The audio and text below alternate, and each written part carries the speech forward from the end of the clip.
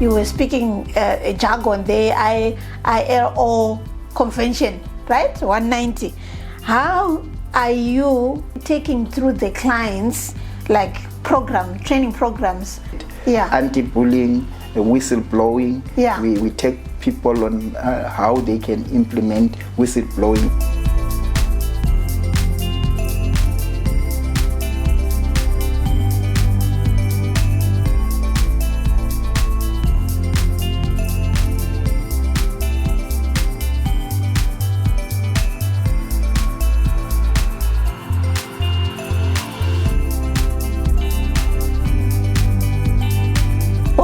Welcome back to Brendmo Business Hub channel.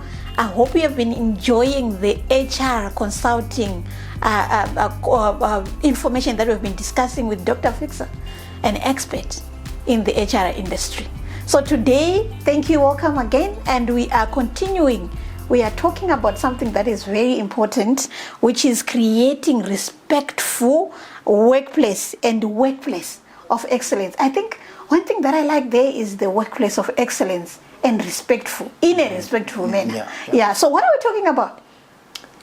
Greetings to you, Mollen. Greetings to you, to the viewers. Yeah.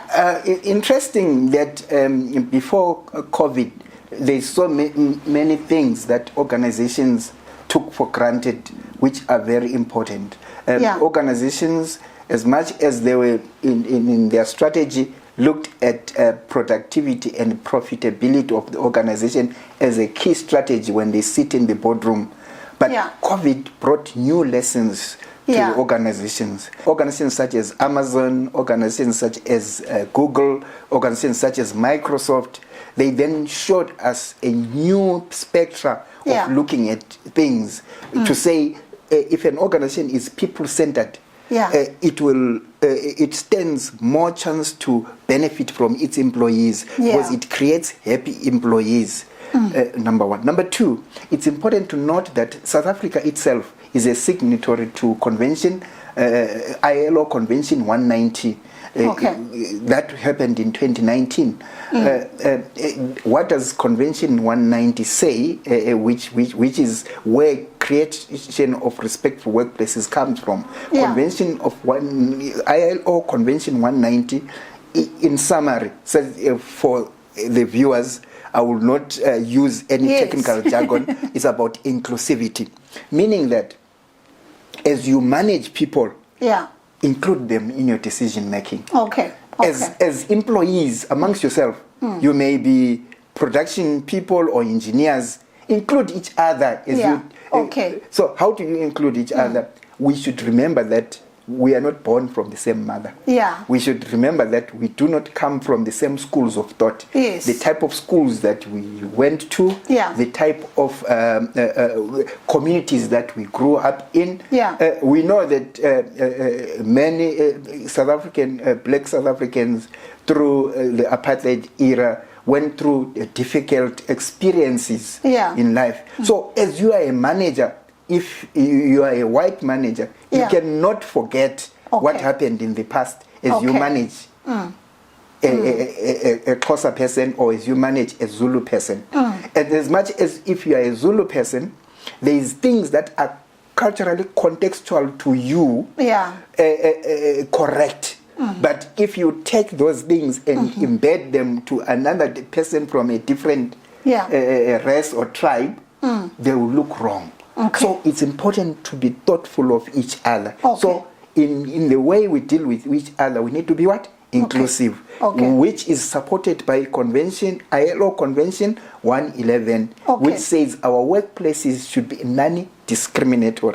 Maybe let me add also to people will say, oh, you're talking about ILO Convention, this is nothing to do with us as South Africans. Remember, our constitution itself talks of respect. Whether it's in a workplace or in a home or in a community, we need to respect one another. It's an enshrined right for everybody. Whether you are a street kid, you need to be. It's your right to be respected. Whether you are a person in the lower echelons of an organization, you have the right to be respected. And also remembering that we have labor statutes such as Labour Relations Act, Basic Conditions of Employment Act, Skills Development Act, Employment Equity, which talks about equity in the employment. So equality, equity is what should be promoted to therefore realize the wanted goal by everybody, which is profits. Because profits means stable jobs for everyone. Means profits means bonuses for everyone. So at the end, instead of using profit first, we use people-centered approach. And then we have happy employees delivering for us. So I think that approach, people-centric approach, is very critical, because the employees are the most important asset within the organization. If they are grumpy, not producing and whatever, the organization will not actually succeed. So thank you for that. So I'm just then thinking that with this that you have just said, this creating respectful workplace now become a strategic, priority for organization. And why, rather than just an HR issue? To those that are in business and that thinking of growing, you are thinking of how will I get business from government. You are thinking of how will I get business from the private sector, the corporates. Right now, the 500 listed companies in the Johannesburg Stock Exchange are signatory to non-anti-bullying and respectful workplaces. Meaning that as they do business with each other, they are campaigning against any organization that has any signs of GBV or any signs of bullying or any signs of non-tolerance and non-acceptance of one another. So what this means is, as an organization that would want to do business, it will come a time where they will want to evidence that in your very organization, so that we can give you business as a company in the joint. Because remember, there's a spillover. If you are a business partner to an organization in the Johannesburg listed company, with a Johannesburg listed company, and there's something that is very wrong, a culture that is very wrong in your organization, and it spills over to the media, it spills over to them also. So their name is tainted. So they would not want to do business. And your intention is to do business. So if the best way that you can do is to adopt this and have a very good environment, and government itself, if you look at how employment equity and DEI is set, which is diversity and equity and inclusion, is set, it is meant to for you to get jobs with for your government tenders and everything else. They will not, if your company is listed as one company that is infringing on tolerance and on this. So basically you are actually destroying your business in South Africa. And then you say, oh, I'll do business with the international community. Many companies, many countries, including your USA, your UK, are signatories to Convention 190, meaning that they are promoting workplaces that are inclusive, non-discriminatory. You understand? So who are you going to do business with in 5 years' time, in 3 years' time? Who are you going to do business with? I think that's where you are saying that it becomes then a strategic pillar within the organization, which means each and every person within the organization will know about that strategic goal that we are working towards, maybe a zero tolerance to bullying, something like that, which is very, very critical in making sure that the employee or the workplace is conducive, because sometimes this bullying comes from the employees to the leaders. To the leaders. You get it. I love that. That's a very good example. So, but if it's a strategic, it everyone knows. From executive to the front desk. So as Brendmo will come with cultural awareness, will come with training, will come with support to create such an environment. Okay. All right. So, what forms of talking around harassment, what forms of workplace harassment and bullying and violence organizations are often unaware of? Beautiful question. Yeah.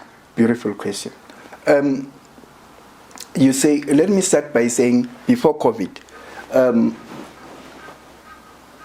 many organizations, they would define employment as, you see this office park. Yeah. There's a Jura hall, there's a fence. Yeah. They say, you find an employer or a CEO saying, once you walk into these premises, yeah, this is my workplace, you are going to forget what happens at home. Yeah. Do what happens here. And what they didn't realize is that if I leave home and I've been clapped by my wife, I've been shouted by my wife, even if I walk into this building and you say, shape up, I want you to produce. But at the back of my mind, yeah, I'm not happy. I will do more blunders. Okay. So workplaces now have opened up such that they recognize that what happens in our churches, what happens in our communities, what happens in our homes, what happens in a taxi, which I take when I'm coming to work, affects who I am and how I produce. So it is important then, therefore, to note that workplaces have opened up. They've become, even the meaning of what a workplace is changed. Okay. That's why we even have hybrid work. There's remote working. Yeah. You cannot employ me to remote work and not know what's happening in my house. Yeah, yes. They're busy beating me in my house. Yeah, and you'll see that. And you'll be worried about why are your reports coming late? Yeah. I was busy nursing myself, and people are not able to open up as long as workplaces, we do not drive a culture where people are aware of those things so that we can stop it. Our intention is not to get people to jail. Our intention is to empower people to stop the wrongs that they are doing, both at work and at home, at churches, in communities, such that, imagine somebody takes a taxi at 3 a.m. to get to work, and then they are mugged. By the time they get to work at 8 a.m., there's no sign that they were by the taxi station at 3 a.m. But what remains is a scar in them, which, if there is no collaboration between employees and the employer, it will go unnoticed, but I'll be damaged. And people will say, this one is moody. Yesterday when he left here, he was very happy. And then today, he's coming, he's very moody, he's no longer talking to us, because people are not aware of what he went through. Thank you for that, Doctor. So my other question would be then, looking at you were speaking a jargon there, ILO Convention, right, 190. How are you taking through the clients, like training programs for what is respectful workflow? What are the forms of your training programs around this issue? Number one, anti-harassment policies, embedding them into our policies and HR compendiums of all our clients, and helping them to understand anti-harassment policy and to include it if it's excluded. Anti-bullying, whistleblowing. We take people on how they can implement whistleblowing policies in the organization, such that the wrongs that are hidden may be unearthed. For the benefit of everyone in the organization. We have also training around understanding what convention, ILO Convention 190 itself is all about. What is its intention? And also, when we do this training, what is most important, we do not do them in isolation. We bring the unions, we bring the leaders, we bring the employees together, so that everybody is able to understand what is expected. Because even if the employer becomes respectful, if the employees themselves are rowdy, it does not help.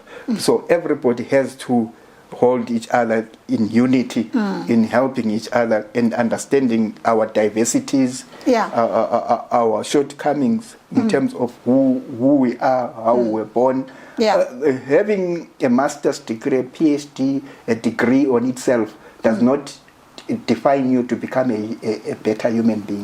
But organizations need to be intentional in inculcating a culture of positivity, which will spill over to our homes and spill over to our churches and communities. So I kind of feel that the organizations have quite a lot to, because people spend about 8 hours at work, so quite a lot, you know, to bring change within even the society. So just to wrap out, what are the, how do you translate these principles, right, into practical tools for managers and actually for employees themselves?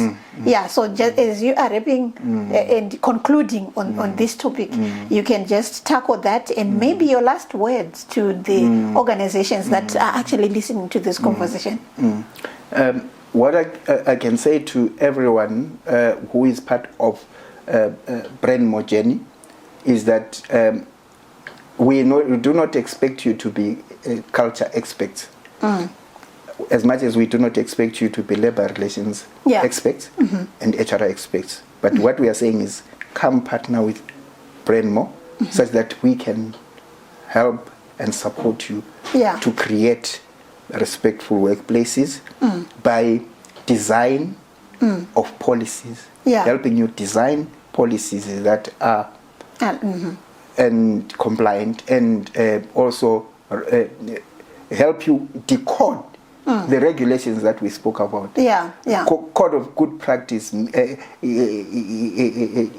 now we have Code of Good Practice of 2022, and there's so much discussions that are going on that it will change. But as a CEO, you don't have time to.